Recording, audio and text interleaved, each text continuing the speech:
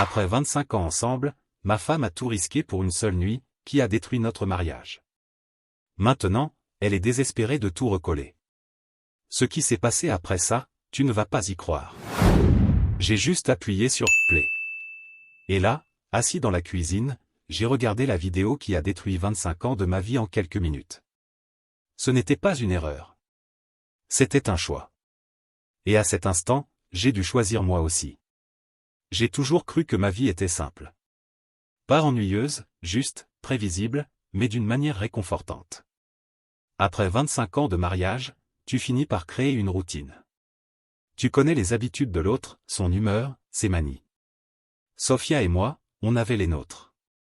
Café le matin, un petit coup de fil à l'heure du déjeuner, dîner ensemble, et un verre de vin après le journal du soir. Rien d'extravagant, rien d'inhabituel, mais c'était notre façon de vivre, et je croyais que ça fonctionnait. Enfin, c'est ce que je pensais. Avec nos 2 enfants toujours à l'école, la maison est devenue plus silencieuse. Parfois, un peu trop. Mais on comblait ce silence l'un avec l'autre. Des blagues stupides, des petites caresses, des histoires qu'on racontait pour la 100e fois. Je croyais vraiment qu'elle me connaissait mieux que personne. Peut-être que j'ai trop cru à cette idée. Jusqu'à ce qu'un jeudi soir, on soit assis sur le canapé, comme toujours. La télé était allumée, mais en muet. La télécommande dans sa main. Soudain, elle s'est tournée vers moi et m'a demandé. « Je peux te poser une question sans que tu pètes un câble ?» J'ai ri, pensant qu'elle allait encore sortir une de ces questions bizarres qu'elle avait parfois. Elle commençait toujours les plus étranges comme ça. « Bien sûr », ai-je répondu, intrigué. Elle a ri, un peu nerveuse. « Je suis sérieuse. » « Écoute-moi, d'accord. » J'ai hoché la tête. « Vas-y. » Elle a hésité un instant avant de dire. « Qu'est-ce que tu penserais si on ouvrait notre mariage ?» Sur le coup, j'ai cru à une blague. J'ai ri, attendant qu'elle sourie. Mais elle n'a pas souri. Son visage est resté figé, comme si elle attendait ma réponse. J'ai cligné des yeux, sans trop comprendre. « Attends, comment ça ?» Sophia s'est tournée complètement vers moi, a croisé les bras et a expliqué. Un genre de passe-droit. Ou peut-être quelque chose qu'on ferait ensemble. Juste une fois. Rien de sérieux. Juste, explorer. Ce mot, explorer, m'a frappé comme du poison. Tu es sérieuse ? Ai-je demandé, en essayant de garder ma voix calme. Je ne dis pas qu'on doit le faire, elle a répondu aussitôt. Juste en parler. Mon cœur s'est emballé, mais j'ai tenté de rester neutre. D'où ça sort, ça ? Elle a détourné le regard un instant. J'y ai juste réfléchi. On est ensemble depuis si longtemps, Bruce. Et je t'aime. Tu le sais. Mais peut-être qu'on s'est trop installé dans une routine.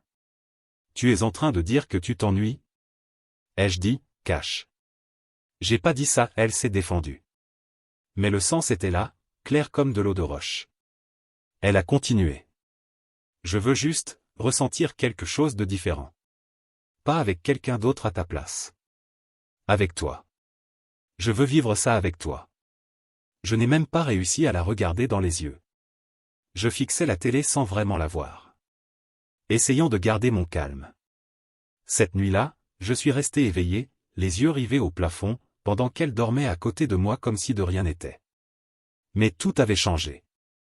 Elle avait dit, ouvrir notre mariage. Cette phrase tournait dans ma tête comme une chanson qui ne veut pas partir. On avait déjà traversé tellement de choses ensemble.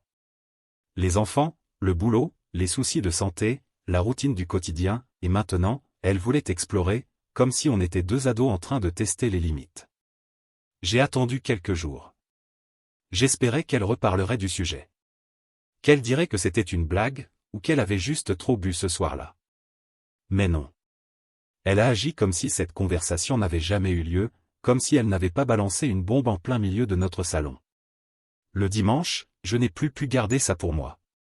On était dans la cuisine, en train de faire la vaisselle. J'ai fermé le lave-vaisselle un peu plus fort que d'habitude.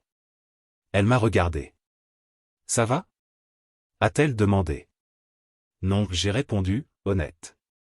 Elle s'est appuyée contre l'évier, a recroisé les bras. « Ça te travaille encore ?» Évidemment que ça me travaille, j'ai répondu sans réfléchir. Tu m'as demandé si on pouvait coucher avec d'autres personnes. Sophia, c'est pas un truc qu'on peut juste oublier. C'était juste une idée, a-t-elle dit, sur la défensive. On n'est pas obligé d'en faire un drame. Pas en faire un drame? Je me suis approché. Tu as proposé de mettre une autre personne dans notre mariage après 25 ans. C'est pas une pensée banale, Sophia. C'est un tremblement de terre. Ses yeux se sont plissés. Tu exagères. Non, j'ai dit, en essayant de garder mon calme. Je suis honnête. Tu veux que je sois à l'aise en te voyant avec un autre mec, ou pire, en faisant semblant que ça me plaît? J'ai pas dit ça. Tu as dit qu'on pourrait vivre ça ensemble. Ça veut dire quoi, exactement? Elle n'a pas répondu tout de suite. Puis elle a dit. Les gens font ça, Bruce. Ce n'est pas la fin du monde. Pour moi, si. Elle m'a regardé, et pour la première fois depuis longtemps, je n'ai pas reconnu ce que je voyais sur son visage. Et là, elle a dit quelque chose qui m'a glacé le sang. Tu as juste peur du changement. À ce moment-là, j'ai su que quelque chose en elle avait changé. Ou peut-être que ça changeait depuis un moment et que je ne voyais rien. Je voulais croire que ce n'était qu'une phase. Une crise de la quarantaine. La maison vide qui la travaillait. Mais les choses ont commencé à paraître différentes. Son portable sonnait plus souvent. Elle se préparait plus juste pour aller faire des courses. Parfum, coiffure impeccable, séance à la salle de sport dont elle revenait sans même transpirer. Et ce sourire, ce petit sourire en coin, comme si elle gardait un secret. Je ne voulais pas fouiller. Je le jure. Mais un soir, elle s'est endormie sur le canapé et son ordinateur était resté ouvert. Le profil était encore connecté. Pas de vrai nom, juste une icône générique et un pseudo qui contenait la date de notre mariage. J'ai cliqué. Des forums d'échangistes, des groupes privés, des messages à des inconnus, des likes sur des posts de couples libertins, des événements en groupe, et ces messages. Mon Dieu, les messages étaient explicites. Et puis j'ai vu, on se voit samedi soir. J'ai tellement hâte de te rencontrer en vrai. Samedi. Dans 2 jours. Elle avait déjà tout prévu. Elle avait déjà pris sa décision. Et elle n'a choisi de m'en parler que ce soir-là. J'étais dans la cuisine, en train de me servir à boire, essayant de rester calme. Elle est apparue, vêtue d'une robe rouge que je n'avais pas vue depuis des années, coiffure parfaite, ongles fraîchement faits. Elle était radieuse. Soirée spéciale? Ai-je demandé, en essayant de paraître le plus calme possible. Elle a souri. Oui, je voulais justement te parler de quelque chose. J'ai attendu. Il y a une fête ce soir. Quelque chose d'un peu différent. Privé, réservé au couple, l'esprit ouvert. J'ai gardé la voix ferme. Quel genre de fête? Elle a souri de nouveau. Une soirée échangiste. J'ai cligné des yeux, feignant de ne pas avoir lu cette invitation 2 jours plus tôt. Quoi? Une soirée de quoi? De swing, elle a répété ça comme si elle parlait d'un club de lecture. J'allais t'en parler de toute façon. Je voulais t'inviter, je voulais te voir avec quelqu'un d'autre. J'ai demandé, la voix bloquée. Quoi? Elle a levé les yeux au ciel. Oh Bruce, dramatise pas. C'est juste une fête. Ce n'est pas de la tromperie si les deux sont d'accord. Et tu as déjà donné ton accord. Tu as tout planifié avant même de m'en parler, j'ai répliqué. Elle a croisé les bras. Parce que je savais comment tu allais réagir. Évidemment que j'allais réagir comme ça. On est un couple, ou du moins je croyais qu'on l'était. Tu ne balances pas ça comme ça et tu t'attends à ce que je sourie et que j'accepte. Tu es coincé dans une vision dépassée, elle a rétorqué. Les gens font ça. C'est censé rapprocher le couple. J'ai inspiré profondément, le cœur battant à 100 à l'heure. Tu y crois vraiment? Elle a soutenu mon regard. Oui. Et je veux essayer avec toi. Le silence qui a suivi a été long. Et puis j'ai dit. Si tu franchis cette porte ce soir, si tu vas à cette fête, c'est fini. Sans retour possible. Sans discussion après. C'est fini. Elle m'a regardé comme si elle ne croyait pas que je parlais sérieusement. Tu es sérieux? Plus que jamais. Elle a soufflé longuement, a baissé les yeux et m'a contourné sans un mot. Elle a pris son sac et est sortie sans rien ajouter. Je suis resté planté là, dans la cuisine, les mains posées sur le plan de travail, à regarder la porte se refermer derrière elle. Et comme ça, le silence est revenu. Mais cette fois, il semblait définitif. Je n'ai pas bougé. Je suis resté assis dans le noir, à essayer de comprendre à quel moment j'ai cessé de voir qui elle était vraiment. Quand est-ce que tout a commencé à changer? Cette année? L'an dernier? Il y a 5 ans? Je ne saurais pas le dire. À 1h42 du matin, j'ai entendu la porte du garage s'ouvrir. Sa voiture. Elle était rentrée, mais je ne suis pas allé à sa rencontre. Je ne lui ai pas demandé où elle était, ni comment ça s'était passé. Je ne voulais pas savoir. Je suis resté à écouter. Le bruit sec de ses talons sur le parquet. Les clés qu'elle a jetées dans le vide-poche à côté de la porte. Le frigo qui s'ouvre et se referme. Une bouteille d'eau. Un verre qu'elle pose sur le plan de travail. Puis, plus rien. Elle est passée dans le salon comme si elle revenait d'une petite course au supermarché. Encore réveillée? A-t-elle demandé, comme si de rien n'était? Je n'ai pas répondu. Elle est restée là, un instant, attendant une réaction. Quand elle a compris qu'il n'y en aurait pas, elle a poussé un soupir bas, comme si c'était moi le déraisonnable dans cette histoire, puis elle est allée vers la chambre. Je suis resté là, assis pendant des heures. Impossible de dormir. Mon corps était immobile, mais ma tête tournait à 1000 à l'heure. J'ai attrapé mon téléphone.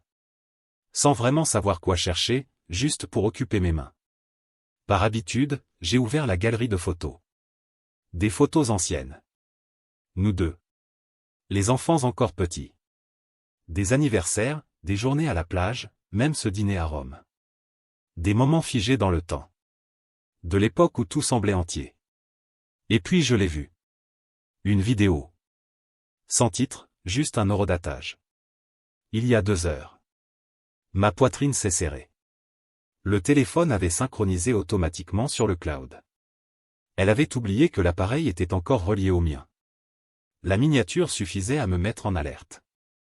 Une chambre d'hôtel éclairée en rouge, lumière tamisée, une bouteille de vin à moitié vide, et son bras reconnaissable entre mille avec le bracelet que je lui avais offert pour nos 15 ans de mariage. J'ai senti mon estomac se retourner. J'ai appuyé sur lecture. Son visage est apparu à l'écran, tout près de la caméra, souriant, riant, la voix un peu ivre, joueuse. « Filme ça pour moi », a-t-elle dit à quelqu'un derrière le téléphone. Je veux garder ça en souvenir. Elle s'est éloignée, et le reste est apparu. 3 hommes, torse nu, l'entourant comme un trophée. Elle se laissait faire, en a embrassé un, puis un autre, et a chuchoté quelque chose à l'oreille du 3e, ce qui l'a fait sourire et l'attirer contre lui. Elle paraissait vivante, rayonnante, plus que je ne l'avais vue depuis des années. Et à aucun moment elle ne ressemblait à quelqu'un encore attaché à la vie qu'elle avait à la maison. J'ai coupé la vidéo avant la fin. Impossible de supporter davantage. Je suis resté là, assis dans le noir, le téléphone entre les mains, le cœur plus lourd que jamais. Elle n'avait pas seulement fait une erreur. Elle ne m'avait pas juste trompé. Elle avait filmé ça avec joie, avec fierté. Et m'avait laissé la preuve comme un souvenir de vacances. Ce n'était pas un accident. C'était un choix. Le lendemain matin, je suis sorti de la chambre d'amis. Je n'avais pas dormi, j'étais resté là à fixer le plafond toute la nuit. Sophia était dans la cuisine, fredonnant en préparant le café. Comme si elle revenait d'un week-end relaxant dans un spa. Quand elle m'a vu, elle a souri et m'a tendu une tasse. « Bonjour », dit-elle. Je pensais qu'on pourrait faire un tour tout à l'heure, déjeuner près du lac. Je n'ai pas répondu. Je l'ai juste regardé. Son sourire a vacillé un instant. « Quoi ?» demanda-t-elle, d'une voix plus basse. Je me suis assis et j'ai posé mon téléphone sur la table. « Assieds-toi. » Elle a hésité, puis elle a obéi. Pendant un instant, j'ai vu quelque chose passer dans son regard. Un éclair de compréhension. Peut-être qu'elle s'est souvenue de la vidéo, du téléphone, du cloud. Mais c'était déjà trop tard. J'ai ouvert la vidéo et l'ai mise en plein écran. Elle n'a pas dit un mot pendant qu'elle regardait. Elle s'est juste regardée elle-même. Riant, se déshabillant, se laissant toucher, désirer. Comme si rien ne comptait. Comme si nous ne comptions pas. Sa voix, son corps, sa joie, offerts sans retenue à des inconnus. Quand ça s'est terminé, j'ai verrouillé l'écran et je l'ai fixé. Je ne savais pas que ça allait se synchroniser, a-t-elle murmuré. Je m'en fiche, ai-je répondu. Tu y es allé quand même. Tu l'as fait. Et tu souriais en le faisant. Elle a commencé à pleurer. Elle a essayé de prendre ma main. J'ai reculé. J'ai fait une erreur, dit-elle. Je voulais juste ressentir quelque chose de nouveau. Je ne voulais pas te blesser. Non, ai-je dit. Ce n'est pas une erreur. C'est un plan. Elle s'est levée, a commencé à tourner en rond, à dire des phrases sans queue ni tête, qu'elle se sentait perdue, déconnectée, qu'elle ne savait plus qui elle était, qu'on pouvait arranger ça, faire une thérapie, tout recommencer. Je n'ai posé qu'une seule question. Alors pourquoi tu souriais? Elle a ouvert la bouche, mais aucun mot n'est sorti. Je me suis levé. Calme. Loin. Pour moi, c'est fini. Elle a essayé de m'arrêter, désespérée. S'il te plaît, ne fais pas ça. On a une famille, une vie, tu ne peux pas tout jeter pour une seule nuit. Tu as tout jeté quand tu as franchi cette porte, ai-je dit en la dépassant. Elle m'a appelé, a pleuré, a supplié, mais je ne me suis pas retourné. Cette nuit-là, j'ai pris la voiture. Sans destination. Juste la route sous les pneus et le ciel noir au-dessus de moi. Mon téléphone n'arrêtait pas de vibrer. Messages, appels, messages vocaux, tout venait d'elle. Des excuses, des supplications. Des promesses vides.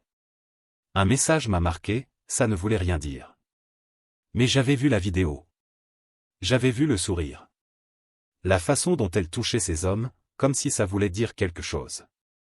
Plus que moi. Plus que nous. Vers 3 heures du matin, je me suis garé près d'un parc tranquille où on emmenait les enfants autrefois.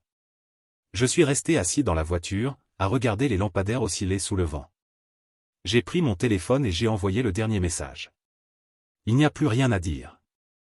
Je lance la procédure demain matin. Après ça, j'ai bloqué son numéro. C'était comme respirer de nouveau après des années à me noyer. Le lendemain, j'ai tenu parole. Je suis allé au cabinet de mon avocat avec une clé USB dans la poche. Cette vidéo disait tout ce que je n'arrivais pas à dire. Je ne voulais pas de vengeance. Je voulais la paix. J'ai annulé ses cartes bancaires, changé les serrures, empaqueté ses affaires et tout laissé sur le perron. Quand elle est revenue et qu'elle a vu ça, elle n'a rien dit. Elle a juste pris ce qu'elle pouvait et elle est partie. J'ai prévenu les enfants qu'on en parlerait quand ils seraient prêts. J'ai parlé à ma sœur. J'ai parlé à Marcus, mon meilleur ami. Je n'allais pas me cacher. Ce n'était pas une honte à porter. 2 jours plus tard, elle est revenue. Elle est restée debout devant la porte moustiquaire, épuisée. Bruce, dit-elle, la voix rauque. J'ai paniqué. Je ne savais pas comment te parler. J'ai secoué la tête. Te parler aurait été un bon début. Elle a essuyé son visage. J'ai cru qu'en faisant quelque chose de fou, je me sentirais à nouveau vivante. Et tu y es arrivé? Ai-je demandé. Non. Je me sens juste misérable. Elle a jeté un œil à l'intérieur de la maison, derrière moi. Je peux entrer? J'ai secoué la tête encore une fois. Plus maintenant. Elle a reculé, comme si je venais de lui asséner un coup. Et les enfants? Ils sauront. Et ils décideront eux-mêmes. Elle a essayé de dire autre chose, mais j'ai refermé la porte. Ce fut la dernière fois qu'elle a mis les pieds sur mon perron. 6 mois plus tard, le divorce a été prononcé. Rapide. Cruel. Elle a pleuré pendant la médiation, a essayé de repousser, disant qu'il restait quelque chose à sauver, mais cette vidéo effaçait toute excuse. C'était incontestable. On a partagé les biens. J'ai gardé la maison. Elle s'est installée dans un appartement près de la Nationale. Je n'ai pas demandé comment elle le payait. Je m'en fichais. Les enfants ont eu du mal au début, mais ils ont compris. Je n'ai jamais dit du mal d'elle. Ils ont tiré leurs propres conclusions. Le temps a passé. La maison est devenue plus silencieuse. Pas vide. Juste, paisible. J'ai recommencé à marcher plus, à manger dehors, à savourer de petits moments de répit. Un jour, je me suis surpris à rire. Un vrai rire. Ça m'a surpris. Un après-midi, alors que je sortais les poubelles, mon voisin Dean m'a interpellé. « Eh, Bruce, je peux te dire un truc ?» J'ai hoché la tête. C'est à propos de Sophia. Avant que tout ça arrive. Je la voyais sortir souvent en journée. Parfois un gars dans une voiture noire venait la chercher. Toujours le même, 2 ou 3 fois par semaine. À l'époque je n'y ai pas trop pensé. Mais après le divorce, ça m'a travaillé. J'ai cru que je devais en parler. Mais je ne voulais pas m'en mêler. « Tu n'as rien fait de mal, ai-je répondu. Et à cet instant, quelque chose en moi s'est apaisé. Ce n'était pas juste cette nuit-là à l'hôtel. Elle avait déjà une vie parallèle depuis longtemps. Cette fête n'était que le moment où elle avait cessé de se cacher. Commentaire Monsieur Reddit. Au final, je pense que la leçon est claire, si ton mariage devient ennuyeux, ouvre la relation, trompe ton partenaire, filme tout et ensuite pleure en disant que c'était juste une erreur. Génial, non? Je vais noter ça pour ne jamais oublier.